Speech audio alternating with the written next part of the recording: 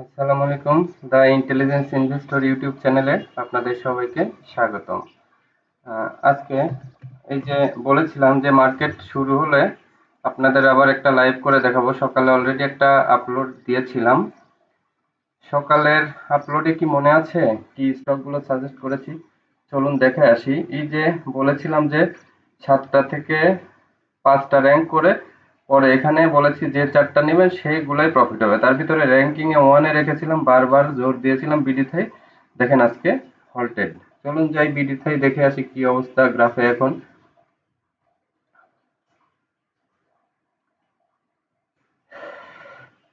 সকালে নেটটা একটু স্লো থাকে। এই যে ডিএসসির ইন্ডেক্সটা, ডিএসসির ইন্ডেক্স কালকে এই যে দেখেন আমার কথাগুলো, এটা আসলে অনেকেই হয়তো ভাবেন ক্রেডিট নেওয়ার জন্য বলি। আমি কিন্তু খুব সাদাসিধে মানুষ ভাই, মিথ্যে কথাও বলি না, ক্রেডিটও নিতে চাই না।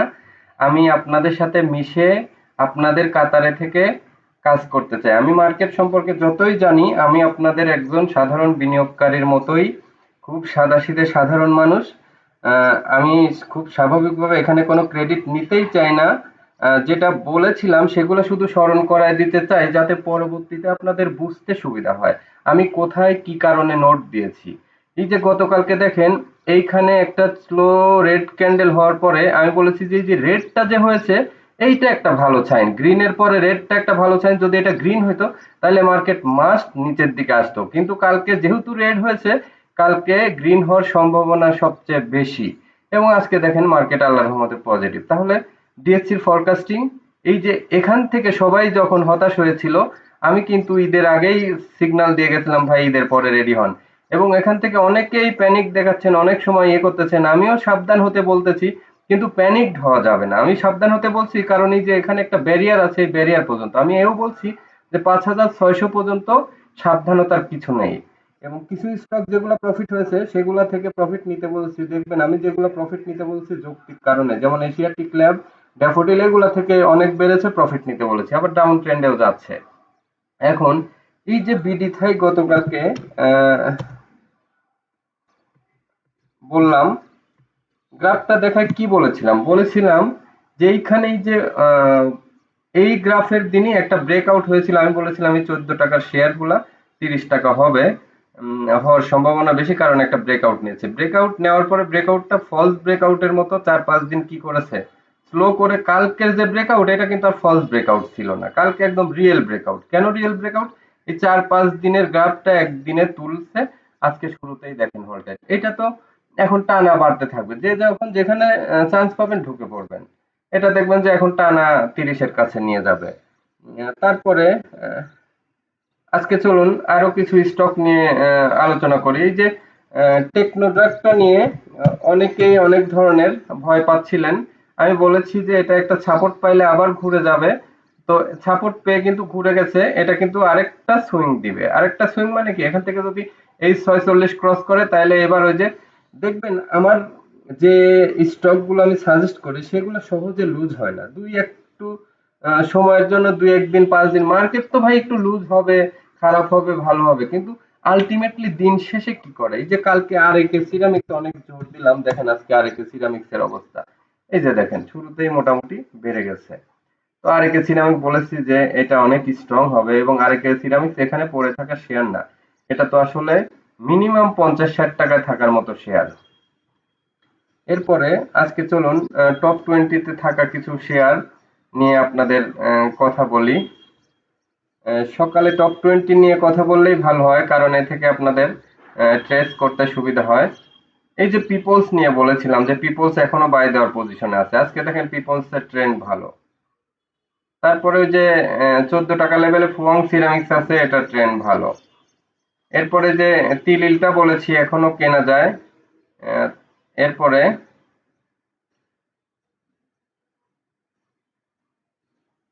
এই তো এখানে টপ 20-র ভিতরে এই কয়টা স্টক নিয়েই বললাম। এর ভিতরে বিডিথাই যদি কখনো কেনার চান্স পান, এই যে সাপোর্টটা ভালো অবস্থান আছে, চলুন। নতুন করে যে নজরের বাইরে থেকে একটা এসেছে ফেক ডিল, ফেক ডিলটা দেখাই চলুন। ফেক ডিল কি অবস্থা, ফেক ডিল মনে হয় হল্টেড হয়ে গেছে। হ্যাঁ, হঠাৎ করে এটা কিন্তু কোনো ট্রেন্ড ছাড়া হঠাৎ করে একটা স্মার্ট মানি আজকে ঢুকে পড়লো। তাই স্মার্ট মানি ঢুকে পড়ছে মানে ও কি এখানে বের হবে না? ও 17 টাকা থেকে দেখেন এই যে এই পর্যন্ত একটা খেলার মাঠ ফাঁকা 1850 যদি ক্রস করে তাহলেও 21 পর্যন্ত খেলার মাঠ ফাঁকা। তাহলে যে স্মার্ট মানি এখানে ঢুকলো ওরা কিন্তু এই মার্কেটে 1 টাকা 1.5 টাকা প্রফিট নেওয়ার জন্য এই শেয়ার এন্ট্রি দেয়নি। আজকে হঠাৎ করে হল্টেড মানে কি, ওরা এই যে 21 পর্যন্ত নিয়ে আসবেন, এই পর্যন্ত খেলার মাঠ আছে।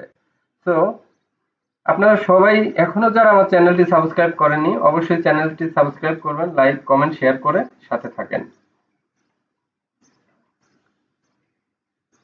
আর কোন স্টক দেখাবো, আরেকটা শেয়ার নিয়ে কথা বলে চলেন। ওই যে সোনারগাঁ নিয়ে আমি কি বলেছিলাম যে ও 90 টাকা হবে। তো 90 টাকা কালকে আমি তো আপনাদের কাছে আমার ইমেজটাকেও নষ্ট হতে দিতে চাই না। ওই দিক থেকে কালকে এই যে রেট যখন হলো এত বাড়ার পরে কোন সাহসে আমার বলার কথা যে আজকে আবার বড় ক্যান্ডেল দিয়ে দেখবেন যে ও 90-এর কাছাকাছি যাবে এবং 90-এর কাছাকাছি গেলে আপনারা প্রফিটটা নেওয়া শুরু করবেন। আজকে কি সব প্রফিট নিবেন না, প্রফিটটা ধীরে ধীরে নেন। আজকে নেন 40% বা 30%, কালকে নিলেন। আর কেউ যদি মনে করেন যে না আমার এত লাভ দরকার নেই, তারা ফুল প্রফিট নিয়ে নিতে পারেন। তাহলে সোনারগাঁয়ের ক্ষেত্রে আমার ফরকাস্টিং মিলে গেছে। এইবার সাপোর্ট নিয়ে মার্কেটে একটা উন্মাদনা আছে, চলুন সাপোর্টটা দেখে আসি। এই যে সাপোর্টের ট্রেন্ডটা অনেক স্ট্রং, ভালো সাপোর্টটা মোটামুটি মনে হয় এখান থেকে প্রফিট ভালোই দিতে পারে, ভালো স্ট্রেংথ আছে। তারপরে আর কোনটা, এই যে ইসলামী ব্যাংক আজকে ঘুরায় ফেললো। ইসলামী ব্যাংক নিয়ে আমি কি বলেছিলাম, আমি বলছি বেক্সিমকো সম্পর্কে হচ্ছে বেশি সাবধান করেছি যে বেক্সিমকো অবজারভেশনে, কিন্তু ইসলামী ব্যাংক বলেছি যে 1-2টা হল্টেড হওয়ার পরেই ও কিন্তু ঘুরায় ফেলবে, আবার রিভার্স 1-2টা হল্টেড দিবে, 3টা হল্টেড দিবে। তো অলরেডি আজকে রিভার্স হল্টেড হয়ে গেছে কিন্তু। এই যে কেনার একটা ইসলামী ব্যাংকের একটা ভ্যালুয়েশন আছে, 24 টাকা আসছে, এর চেয়ে আর কি নিচে নামবে। এখন দেখবেন ও দ্রুত একটা এই যে শেয়ার গুলো যে নিয়ে নিল, এই এই 2-3 দিন কিন্তু মোটামুটি যাদের শেয়ার নেওয়ার টার্গেট তারা নিয়ে নিয়েছে। তো এখন এই যে আবার খেলার মাঠ মোটামুটি অনেক ফাঁকা, ইসলামী ব্যাংক দেখবেন আবার কয়দিন প্রফিট দিচ্ছে। এরপরে যে বারজার নিয়ে বলেছিলাম, চলুন যে কটা স্টক সম্পর্কে বলেছিলাম এই কয়টার পজিশন এখন দেখি, বারজারের কি পজিশন এখন মার্কেটে।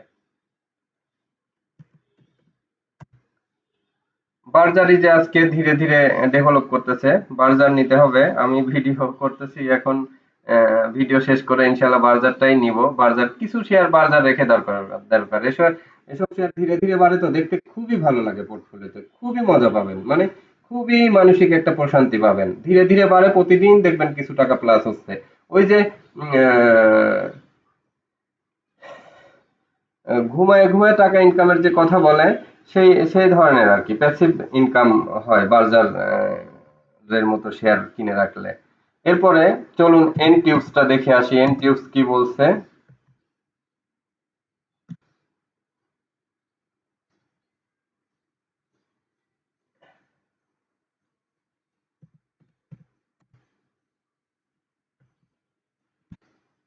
এন টিউবসটাও ট্রেন্ডটা ঠিক আছে। এখন এই যে এন টিউবসটা আপনারা দেখেন, এখান থেকেই যে 10 টাকার একটা গ্যাপ ইজিলি এখান থেকে পাওয়ার সম্ভাবনা আছে। সো এন টিউবসটা নজরে নিতে পারেন। এরপরে যে শেয়ারগুলো আগে সাজেস্ট করা ছিল এগুলা কি আপনাদের মনে হয় খারাপ হবে? এই যে জেনেক্সিল, আইপিডিসি কখনোই খারাপ হবে না। এগুলা সময় পেলে আবার ট্রেন্ড নিবে। ওই যে 2-3 দিন মানুষকে একটু ধোঁয়াশার মধ্যে রাখে ফান্ড, আরো শেয়ার কালেকশনের টেন্ডেন্সি থাকে।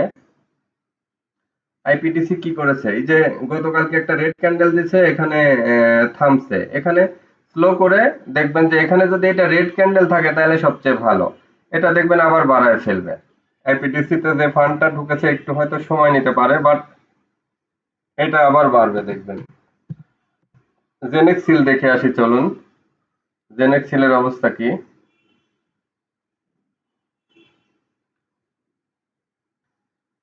নেট একটু স্লো আছে, সকালে ভিডিও করতে গেলে এই প্রবলেমটাই পড়তে হয়, নেটটা খুবই স্লো থাকে, কেন থাকে আমি ঠিক জানি না।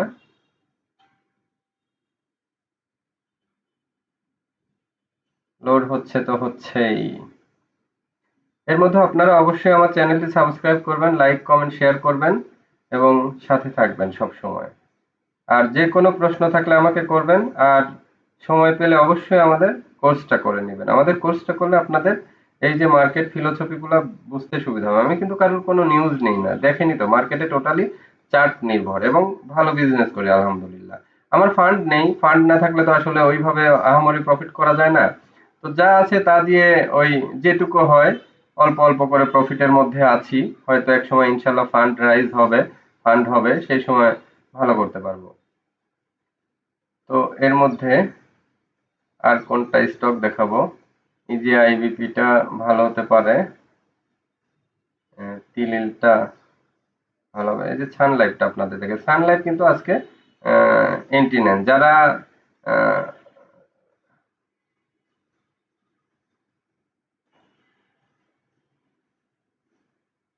আবার কেটে দিয়ে ঢুকি এখন। ইন্স্যুরেন্সের ভেতরে আপনাদের সবচেয়ে স্ট্রংলি সাজেস্ট করছি সানলাইট।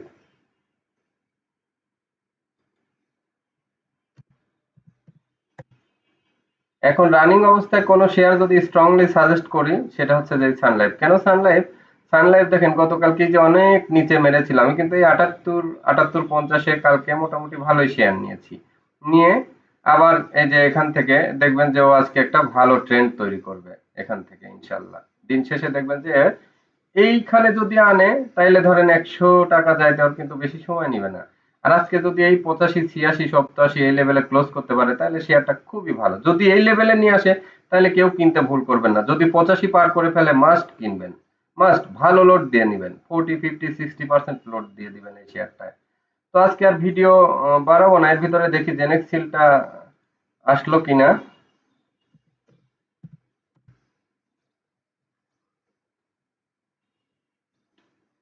জেনেক্সিল লোড নিতেই কি যেন সমস্যা হচ্ছে। জেনেক্সিলে কি কোনো সমস্যা?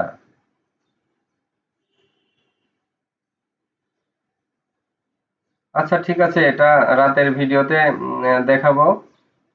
চলুন।